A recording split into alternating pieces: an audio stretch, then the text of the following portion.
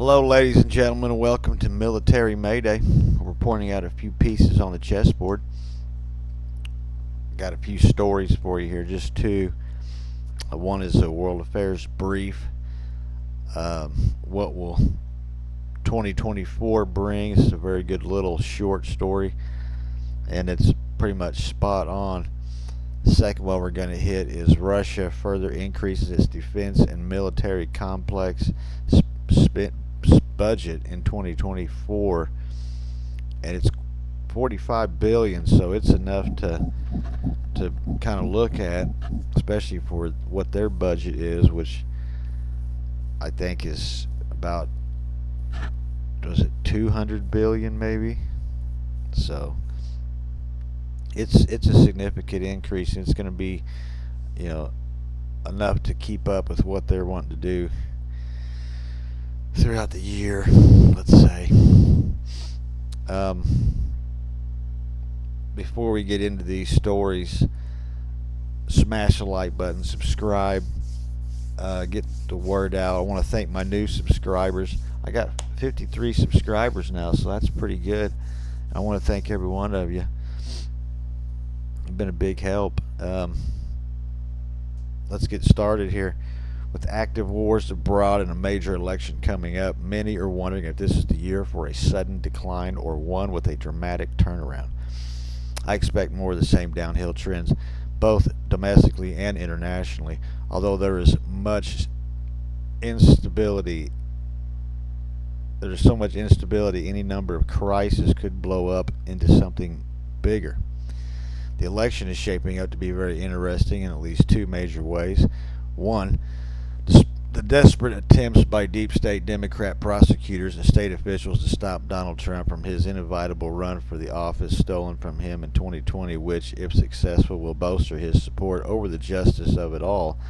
Two, the Democrats will face a country angry over their wide-open border policies. Internationally, I expect the Ukraine war will continue in relative stalemate or wind down into an unhappy negotiated settlement for Ukraine as the West tires of sending aid.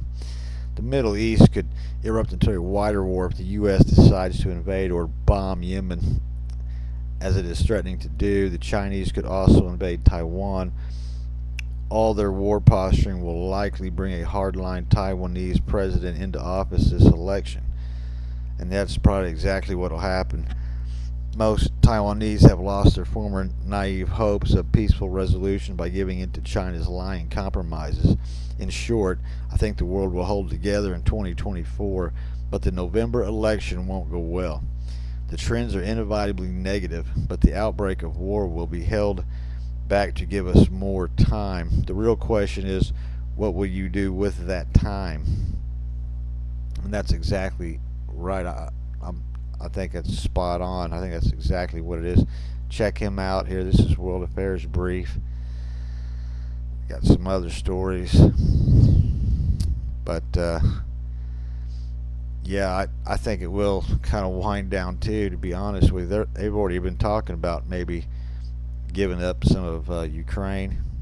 I read a story on that. I don't know if I did a video on it, but I read somewhere on it.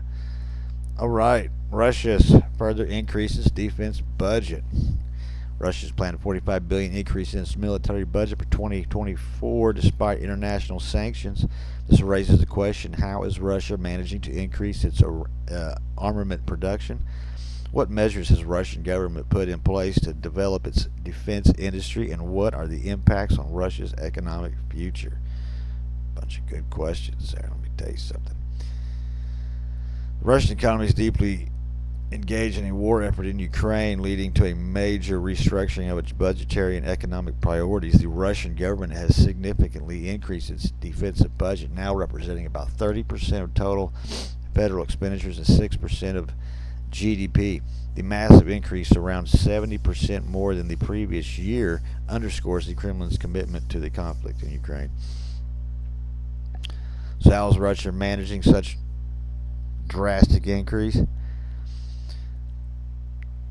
Russia first considered introducing a 6-day work week without a salary increase. This proposal, coming from state-backed Russia business groups, and relayed by the media aims to increase workforce productivity and strengthen the Russian economy against the challenges posed by sanctions and the ongoing conflict.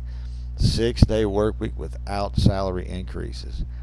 The proposal followed a call from the Avante Business Club, which includes Russian business leaders and several members of parliament. The club emphasized the need for additional investment in the country's financial and economic systems to face crippling Western sanctions. This request comes in the context of a labor shortage in Russia, exacerbating by the exodus of citizens following the war in Ukraine and the partial mobilization announced in the September 2022. Russia has increased production of certain types of military equipment, including older equipment, according to reports.